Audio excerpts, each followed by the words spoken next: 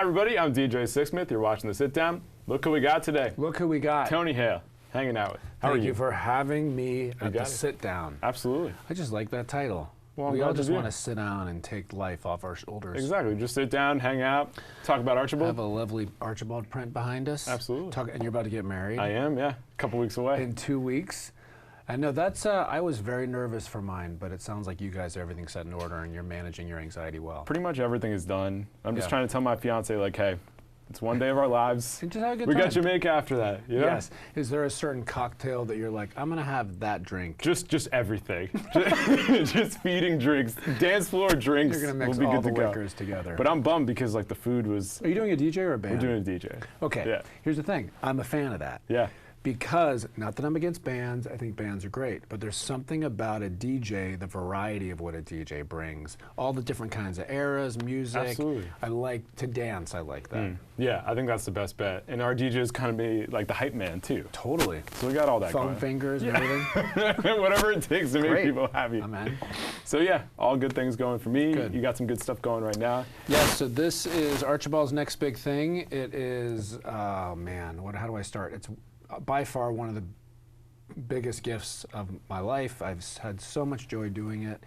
It started with a book that I did years ago called Archibald's Next Big Thing. How long ago was that? That was probably 2014, and I did it with my friends Tony Bayagny, Victor Huckabee, and this lead illustrator at this publishing company, Misty Manley. And Archibald, in the book, he's on these great adventures, but he's always looking to his next big thing. And I did it because I was on Arrested Development at the time. Right. And I was on a great show, great cast, great writing, and I was still looking to my next thing. And I'm like, oh man, if I'm gonna get to the end of my life and be like, I was looking to my next thing the whole time and never there. So in the book, he kind of learns this lesson of kind of like everything is a big thing. Me talking to you right now, this is my big thing. Right. And then the series has to do with now Archibald treats everything like a big thing. And he is so full of joy. He's pretty much become my role model. He's so full of joy. He sees the best in everyone, the best in every situation. I think we're living in a world where everybody's seeing the worst in each other. He yes-ands his way through life. He makes a lot of mistakes, but his attitude towards the mistakes, to me, is the most inspiring. He's funny, and this is his sister Loy, who's named after my daughter. Nice. And his brothers Sage and Finley. And he's just really just joy to me, and it's been such a blast doing it. A nice little oasis in this crazy world that we live in. And it's fun because I was doing this while I was shooting Veep. And Veep is so fun, but it's polar pretty, opposite. it's polar opposite, and it's intense, and it's crass. And it was fun going back and forth from Veep, where I'm so emasculated and abused. And Archibald was just the opposite, so it was a nice salve, or whatever the word is. That must have been pretty interesting pendulum for you. It's like one day you're Gary, Totally. and the next day you're Archibald living in this world. And Archibald talks really high, he's got kind of a high voice. And so it was fun to kind of go back and forth, because Gary actually was called, on Veep, I think he was called a bitchy mime, because he was never allowed to speak. And it was cool, because in Archibald, all I could do was speak. Right. And it was nice to play that back and forth. Yeah, it's cool that you can have the creative freedom to go there too. And it's really neat. It's also that the team involved behind this show is just, DreamWorks has been so fantastic and patient with me because I've never done animation.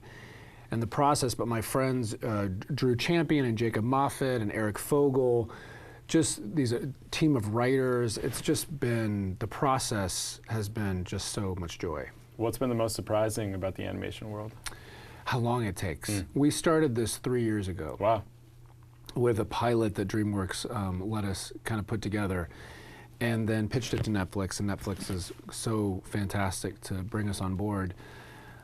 So yeah, that was 3 years ago, and then I didn't know anything. So I came in, and there's something called an animatic, where they do like a sketch drawing of the episode before it goes to animation.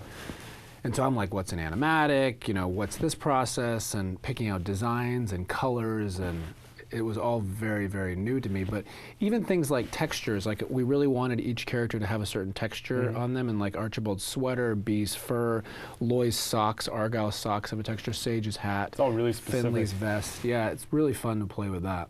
That's awesome. So you mentioned the end of Veep, and Yes. Matt Walsh was here. Oh, he was? Anna Klumsky came through as well. Yeah. So a couple of your teammates. Yeah. And this is like the first time in your life where you don't have Veep. I love you call them teammates. I love that. Because it's true. Yeah, you're spending so much time with them. We are. So when you reflect on that whole experience, because like you guys are in Baltimore, Yeah. then you bring the show out to California. Yeah. Like as you've had a little reflection, what sticks out the most to you right now?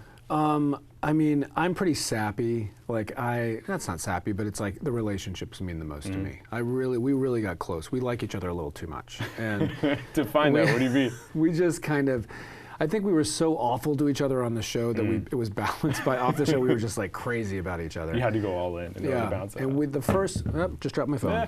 Yeah, but I'm present. Yeah, so exactly. So who cares? But it's so on Veep.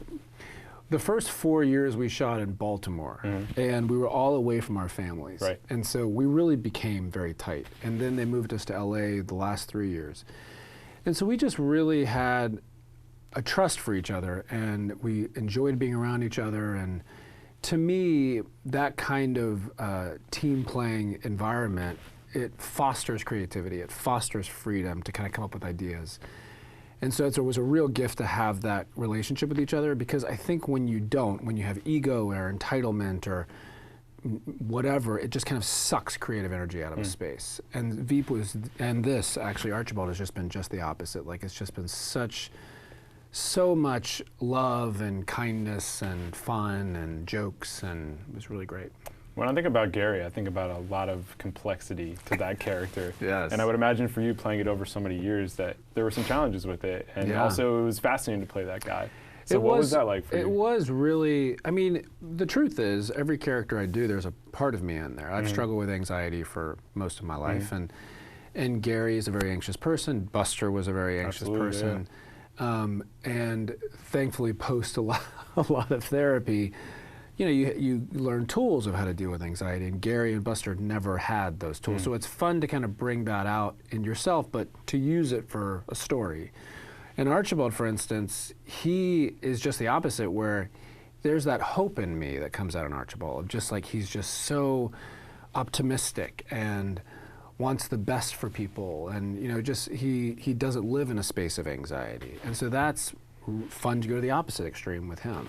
I think it's really interesting because now we have the tools to deal with anxiety. We go to therapy, take medication. And it's like, this can be the product of what life can be, right? Whereas like when you don't, you're just kind of floating through. It's true. And when I was a kid, I had a lot of anxiety, but it wasn't really common to talk about it. Right, you didn't define it as anxiety. We didn't define it. It was just like, oh, he's a little fidgety, or he's a spaz. Yeah, he's a spaz, right. Yeah. And I learned a lot, the therapy of just even small tools like me saying, if I'm living in the what if, I say not now. I say not now. Right now is where we're having a great discussion. That's where I am right now. Another tool is like, you know, feeling something around you, like your jacket or your hand. And it's like, just because my default is to be checked out.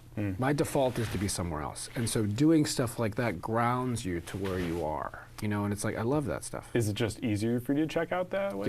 Yeah. I think it's easier, and I think it's a way I've coped in my life growing up. And so, I mean, not that I had like a tremendous amount of trauma, but it's just the sense of like life the way it is. You just kind of check out. And the older I got, and with therapy, just learning to check in. You know, and what's fascinating is when you check in, when you really try to work on being present, you remember more. Absolutely. Because I don't remember growing up much, because I was pretty checked out. And we were talking about your wedding. One of the things I wish I had done during my wedding is take about 15 seconds to look around the space, take people in, take the buffet, and like take all these things in, because I think I would have remembered it more. Because on the day, I was always like, whether I was in my head or I was focusing on, which was good, not a bad thing, but I was just kind of focusing on these discussions, and I never really took a deep breath and took it all in, you know, and stuff like that. Yeah, it's really hard to in the moment with hard. Whatever it is, whether, especially in this business too, because it's like you're on one thing and you're thinking about 3 projects down the road. And we're both freelancers. Sure. And it's the thing, what is the question you always get? What's next for you? Right. What's next for you? So you're actually kind of encouraged to think of what's next rather than where you are. Right. And so that's the biggest trick for me, is just to be like, hey, I know I need to find another gig. I know I've piecemealed a career together. I know all this, but the truth is I need to be right here. Yeah. And that's my challenge. Yeah, and to actually just enjoy the moment too. Because and Archibald's also very distracted. That's the thing. He's not completely present. He's distracted. But there's something about his distractions, he doesn't beat himself up for it. Like, he'll make a mistake, he'll get distracted, but he just kind of goes with it. Whereas me, in my past, I'm like, if I get distracted, I'm just like, oh, Tony. You're completely off the rails. Tony, I'm off the rails. I'm like, Tony, why are you doing? It's like, no, it's just, you can't control the thoughts and feelings that come in your mind. And it's like, you're just like, oh yeah, there's that, I went off that base, let me get back on track. You know? Yeah, totally. I think you're an interesting person to talk to about the TV industry because you think about where Arrested Development was when it first started, and then it came to Netflix. So what's it been like for you to kind of adjust to things on the fly over the past decade plus? I think, let me think. Well, to your point, when Arrested was brought back from, Netflix brought it back in 2013, this was the very first streaming, people had never really dealt with it, was very new. And what I admire about what Mitch did is, there was around the first time that everything was just being dropped. All the episodes were dropped at once. And Mitch saw that as an opportunity of like, hey, this can be an interesting thing where people can watch different episodes and puzzle together a piece rather than, since we're not waiting. And the way he did it really fit the Netflix model. But it's also, I think, what it's given shows that are a little dense, like Arrested or Veep, where you really have to take the time to figure out what's going on. It gives it because you can watch it again and again and again, and like Arrested got popular really post when it was canceled because people were passing around DVDs. Then it went to Netflix, so people could watch it over and over. And I think you could catch things more. So people kind of, especially with DVR, like you can pause and rewind it, and it used to not be the case. If you didn't catch the joke, you didn't catch the joke. Right, that was it. You couldn't go back. And just like from a storytelling perspective, the way that Arrested goes from this point to this point to 2 years ahead, you know, it's unlike anything else out there. And one of my favorite storylines is Tobias's Blue Man Group story. Because I love that he thought the Blue Man Group was a support group for depressed men. That was so good. And I just think that's just like so smart, you know, and obviously Buster's hand getting beaten off by a seal, and this past season where I had no idea what was going on. Props would just come up and just put a different attachment on my hand. And you're just like, oh, we're going to roll with a hook. I was like, why is this there? And the props are like, I don't know, just go with it. I was like, all right.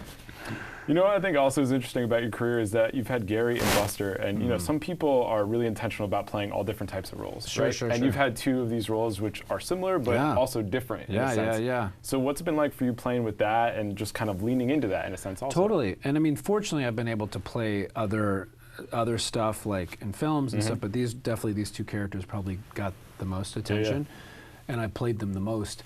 What's fun though is to find the details, even though there is definitely a through line of anxiety and kind of, you know, emasculation.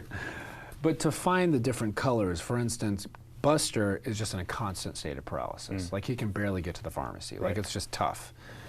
Whereas Gary steps up to the plate, and he can manage his life, and he manages taking care of Selena and working with her and all this kind of stuff. So he has, it's almost like I think Buster might need Gary as a friend to kind of help They would be him, interesting friends, you know, that's for and sure. then Gary needs somebody else, but it's like, there are different parts of like the colors of that anxiety. Yeah. So you mentioned movies. I was looking through your IMDb. I forgot you were in RV. I was in RV. Yeah. I played Robin Williams' friend at the party in the beginning. Will Arnett and I did. That's right. Yeah.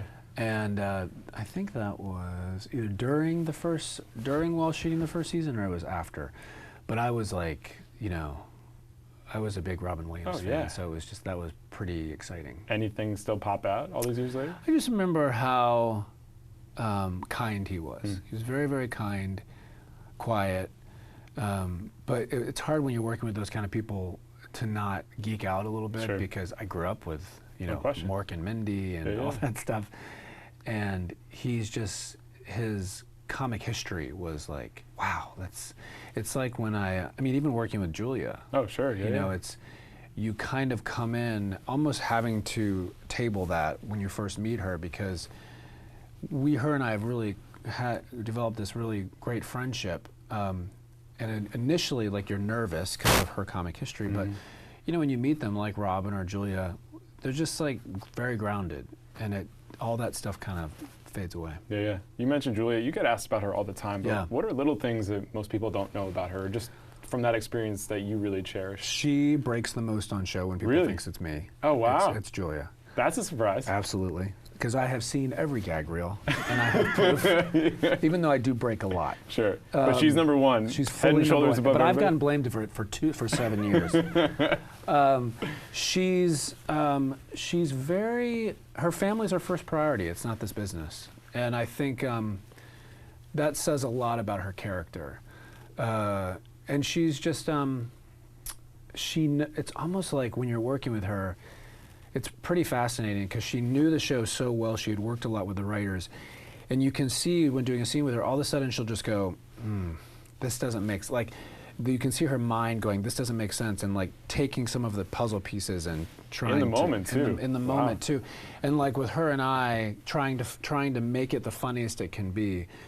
But I don't know, with the script, she's like, yeah, this is, and when it clicks, but until it clicks, you can just see her trying to put this puzzle together with Dave Mandel and the writers and stuff. So, yeah. So you've had Julia, Robin. Who are some other people along the way that have really blown you away? Oh, man. Henry Winkler. I love Henry Winkler.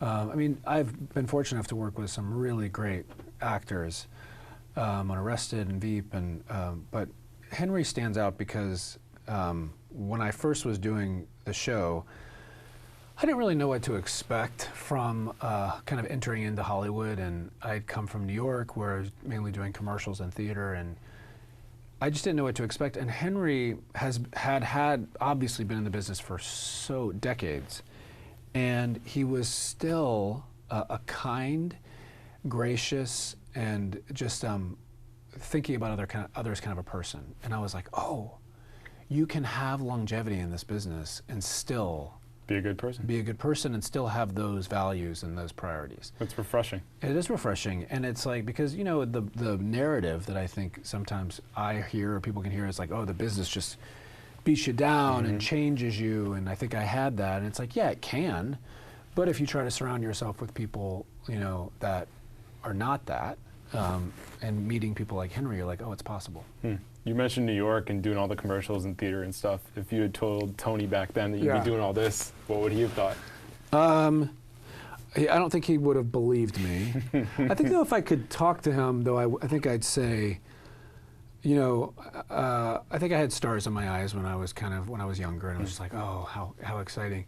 I think I would probably share with him, I would tell him that his value is not going to change post-success, because I think the narrative I might have thought in my head is like, oh, this business says you have value when this happens. Right. You have value when this happens. No, your value is the exact same before and after success. Your personal value, and I think that's something I would have liked, and I like to tell people that. Yeah, and just to be consistent regardless of what happens. Be consistent, you know? And it's because we're all spinning on a planet. It's like absolutely, it's fleeting. Right, and we all bleed the same blood. We're the same people. You know, it's like whether we're on shows or whatever, it doesn't matter. 100%. So having that humility, I think, is key. Yeah. And you know, having a little escape like this. I know, a little escape, and his personality is just constantly gives me life and joy, and also there's a simplicity to this show that I really, really, really love doing. It just brings back to the simple truths in life. Well, especially after the complexities of the last couple shows for you. I know, because Veep got intense. Yeah. Man. Veep got intense. I mean, Gary, man, he got screwed at the end. So screwed. But I think, I mean, concerning that, I think it was a gift to him, because I think Selena, was Gary's addiction. Like, he was addicted to her. Even with all the abuse she gave no matter him, what, he would always bounce back. And I think it took that for him to snap out of his addiction. Yeah, that was rough. That was rock bottom. That really was. And yet, there he is with the lipstick. Yes, but I think he did that for himself. Oh, really? I think he did. After all those years, I think that was not for her. That was for him to forgive, to move on. When somebody dies, you kind of make it about yourself in a sense. Yeah, that's really interesting. Because he I think had a lot of awakenings, and he was just like, I need to go to do this for myself. Constant evolution. Yeah, constant. That's what it's all about. Yeah. Tony? Thanks, man. Thanks a lot, man. Good luck with the wedding. Thank you, sir. That's Tony. I'm DJ. We'll see you next time here on The Sit Down. Bye-bye.